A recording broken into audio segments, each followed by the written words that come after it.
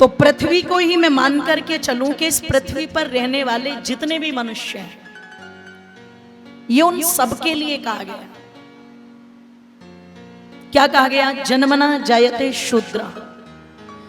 चाहे ब्राह्मण के घर में पैदा हो, चाहे क्षत्रिय के घर में पैदा हो, चाहे वैश्य के घर में पैदा हो, चाहे शूद्र के घर में पैदा हो, जब कोई भी बालक जन्म लेता है तो क्या कहा? वो क्या है? शूद्र है। शूद्र किसको कहते हैं? आपने सोच लिया कोई व्यक्ति झोपड़ी में रहता है, गरीब है, तो बोले ये शूद्र है। आज जो कथा कथित जातियां हमने बना ली, मनुष्य ने, परमात्मा ने नहीं। परमात्मा की व्यवस्था में और ऋषियों की व्यवस्था में जाति क्या है? जन्म से जाति है। जिसके जन्म लेने की प्रक्रिया एक है, वो उसी जाति का प्राणी है। आपके इस भरतपुर के अंदर जितनी भी गायें हैं, कोई नहीं कहता होगा कि ये गायें जाट हैं, ये गायें राजपूत हैं। गाय मतलब गाय, एक जाति।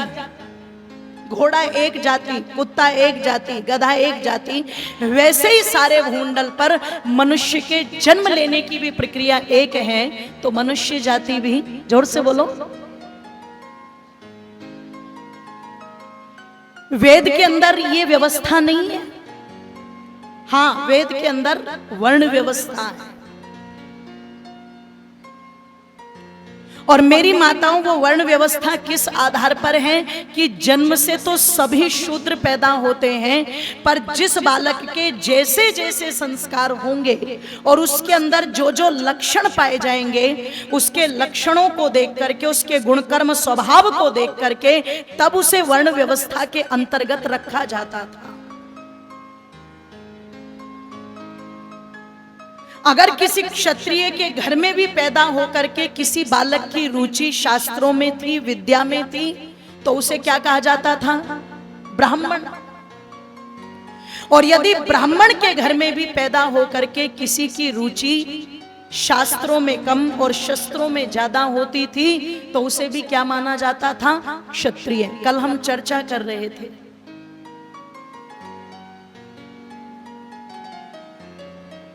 कि जिस समय जनक जी बारात को विदा कर रहे हैं, तो वहां पर महर्षि वाल्मीकि जी ने परशुराम जी का आना लिखा। और मेरी माताओं, जमदग्नि नाम के एक ऋषि, जिनके पुत्र थे परशुराम जी, एक ब्राह्मण कुल में पैदा हुए, लेकिन कहते हैं शस्त्र और शास्त्र दोनों पर इनको अधिकार प्राप्त था। और जब क्षत्रियों के द्वारा, कुछ क्षत्रियों के द्वारा इनके पिता की हत्या कर दी गई, तो उनका बदला लेने के लिए लोग कहते हैं 21 बार इन्होंने पूरी धरती को क्षत्रियों से विहीन कर दिया था। ये क्षत्रियों के शत्रु थे, क्षत्रियों के नहीं। परशुराम जी उन लोगों के शत्रु थे, ध्यान रखिएगा। निवेदन कर दूं, जो दुष्ट थे, आताताई थे, अन्यायकारी थे। ऐसा तो नहीं है ना, अक्षत्रिय कुल में पैदा होकर के कोई अत्याचारी नहीं हो सकता, और ब्राह्मण कुल में पैदा होकर के कोई अनाचारी नहीं हो सकता, ऐसा तो नहीं है। और मेरी माताओं, ब्राह्मण कुल के अंदर भी दुष्ट से दुष्ट संतान पैदा हो सकती है, और पता लगा शूद्र कुल के अंदर भी योग्य से योग्य संतान पैदा हो सकती है। इसलिए हमारे ऋषियों ने वर्ण व्यवस्था रखी थी, जिसका जो कर्म कर्म स्वभाव है उसको उसी वर्ण में रख दिया जाता था। आज लोग महर्षि मनु को जानते नहीं है, इसलिए मनुस्मृति जला रहे हैं। अगर ये महर्षि मनु को थोड़ा सा ध्यान से पढ़ ले और उस चीज को पढ़ ले जो यथार्थ है, जो मिलावट है उसको नहीं,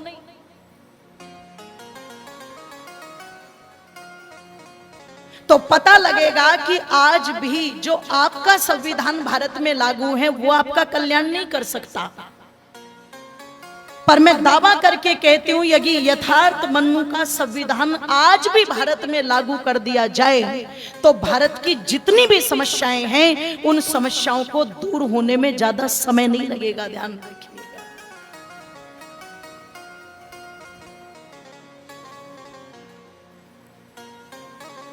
मेरी माताओं बंधुओं, परशुराम जी उनके विरोधी थे जो दुष्ट थे, अन्यायकारी थे, अत्याचारी,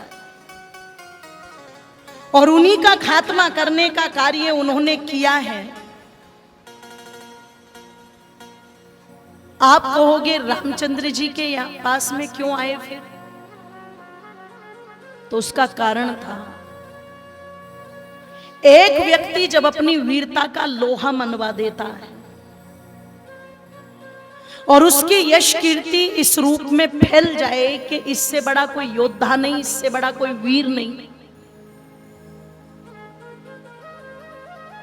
तो निश्चित जिज्ञासा होती है जब अपने समकक्ष वो किसी दूसरे वीर का नाम सुनता है। तो कहते हैं परशुराम जी की जो ख्याति संपूर्ण क्षत्रियों में फैली हुई थी, और जब उन्होंने सुना कि मिथिलापुरी के अंदर दशरथ पुत्र राम ने पिनांग धनुष को तोड़ दिया,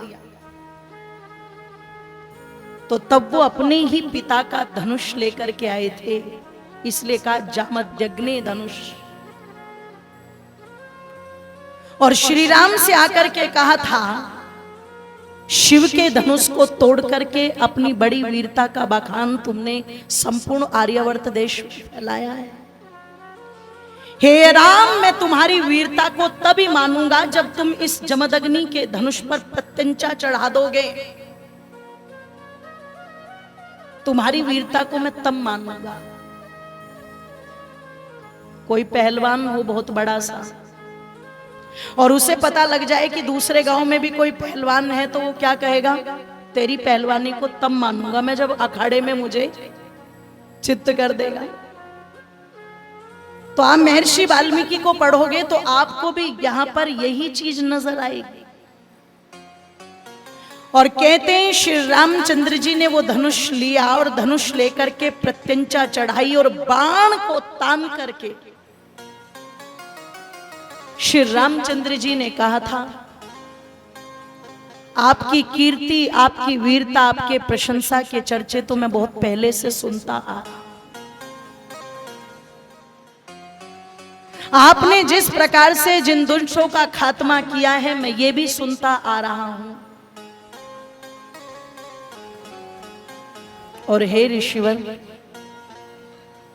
आपकी उस विद्या और वीरता दोनों को मैं नमन करता हूं इस नाते भी, और आप मुनि विश्वामित्र की बहन के पौत्र हैं इस नाते भी। लेकिन आप ये कह करके हमें ये ना समझे कि हम क्षत्रियता से हीन हैं। मैंने आपका धनुष उठा भी लिया, इस पर प्रत्यंचा चढ़ा भी दी और बाण तान भी दिया है। अब मुझे ये बताओ, ये बाण मैं छोड़ू तो छोड़ू किस पर? क्यों? राम ने जिस कुल में जन्म लिया है उस कुल में गौ माता पर और ब्राह्मणों पर कभी भी वार नहीं किया जा सकता। तो मैं आप पर वार नहीं करूंगा, लेकिन हाँ, आप जिस दिशा में कह दे उस दिशा में इस बाण को छोड़ करके आपकी कीर्ति को नष्ट जरूर कर दूंगा। जो शक्ति, जो सामर्थ्य, उसको नष्ट जरूर कर दूंगा। कहते हैं परशुराम जी को एक ऐसा वरदान प्राप्त था कि वो रात में भूमि पर नहीं रहते थे। भूमि पर रहने से तात्पर्य था, एक वचन लेकर के वो महेंद्र पर्वत पर तप करने के लिए चले गए थे, ये संकल्प लेकर के कि मैं आज के बाद ये धनुष बाण नहीं उठाऊंगा, कोई युद्ध नहीं करूंगा। और अपनी प्रतिज्ञा को भंग करके जब वापस उसी क्षेत्र के अंदर वो आए तो वो राम से कहते हैं, हे राम, तुम मेरी उस यश और कीर्ति को नष्ट मत करो। यहां पर मैं ठहर नहीं पाऊंगा, मुझे यहां से जाना पड़ेगा। तात्पर्य था कि कोई व्यक्ति किसी स्थान के प्रति प्रतिज्ञा कर ले, सन्यासी प्रतिज्ञा कर लेता है कि मैं घर लौट करके नहीं आऊंगा, वो आ जाए तो अपयश को प्राप्त होता है। ऐसे परशुराम जी कहते हैं कि मेरा वो यश, मेरी वो कीर्ति नष्ट ना हो जाए, इसलिए मैं स्वयं ही यहां से चला जाता हूं, अपना धनुष लेकर के वो तुरंत वहां से लौट करके चले गए। और फिर कल चर्चा हुई थी कि किस प्रकार से भरत जी को उनके मामा युधाजित लेकर के चले गए और बड़ी प्रसन्नता पूर्वक महाराज दशरथ अपने परिवार के साथ रह रहे हैं। यहां से अयोध्या कांड आरंभ होता है कि एक दिन महाराज दशरथ ने देखा कि सिवन समीप भये सतकेश, जो उनके कानों के पास के बाल हैं वो थोड़े थोड़े सफेद हो गए हैं।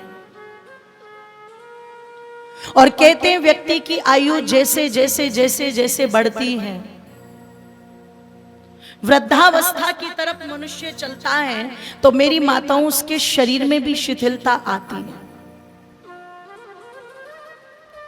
फिर उस समय व्यक्ति क्या सोचेगा, चलो मैं अपने कुछ दायित्व कर्तव्य अपनी संतान के कंधों पर डाल, ये सोच करके कहते हैं महाराज दशरथ ने विचार किया मेरी माताओं कि अब वो समय आ गया है कि मुझे राम को राजा बना देना चाहिए। अच्छा, जो आज के दशरथ है ना,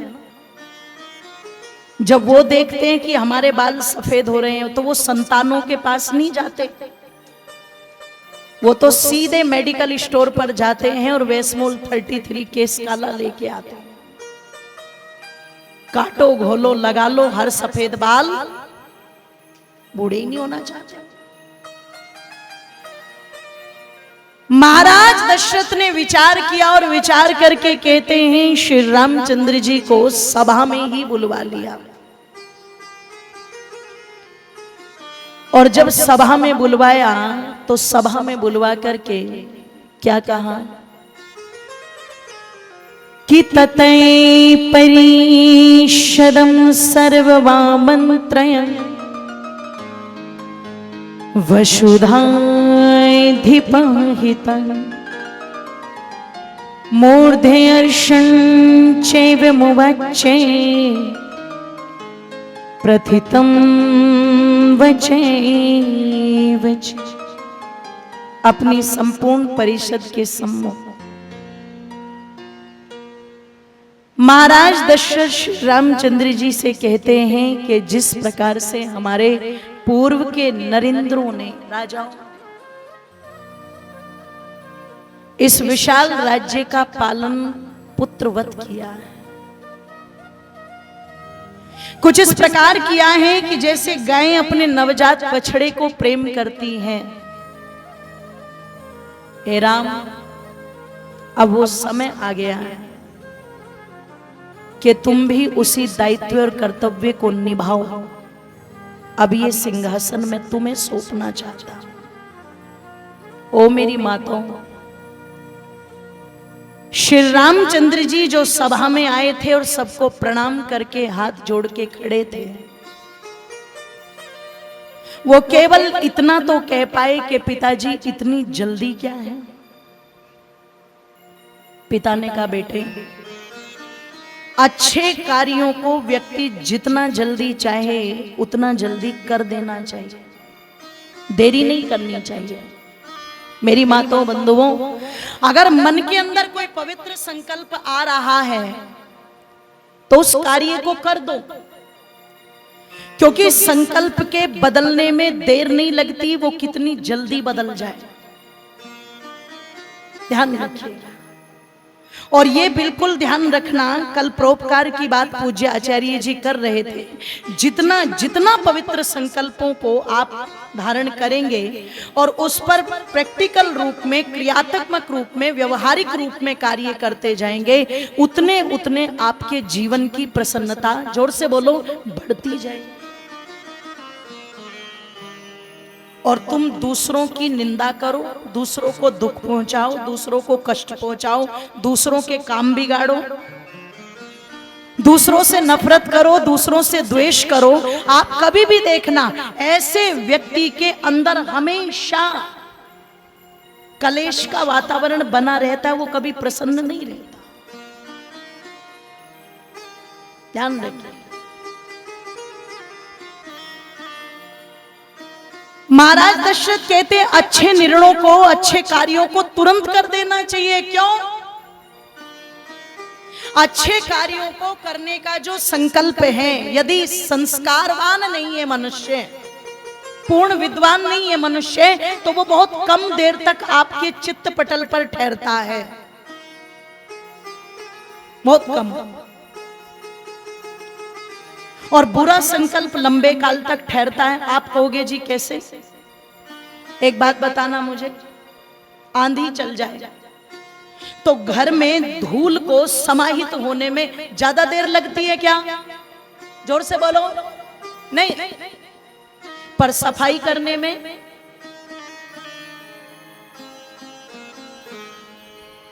बहुत समय लगता है। खेत के अंदर जो खरपतवार उगती हैं, उनको उगने में और बढ़ने में समय, कई बार गेहूं छोटे रह जाते हैं, खरपतवार तेजी से बढ़ती, लेकिन उसको उखाड़ने में समय लगता है।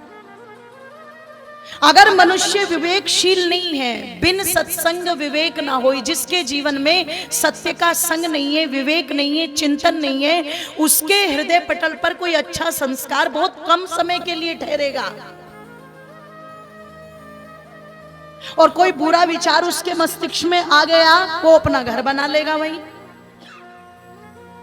और फिर मनुष्य की स्थिति कैसी हो जाती है जानते हो? दुर्योधन जैसी। जानामि धर्मम नच में प्रवृत्ति, जानता है पर रुचि पैदा नहीं होती।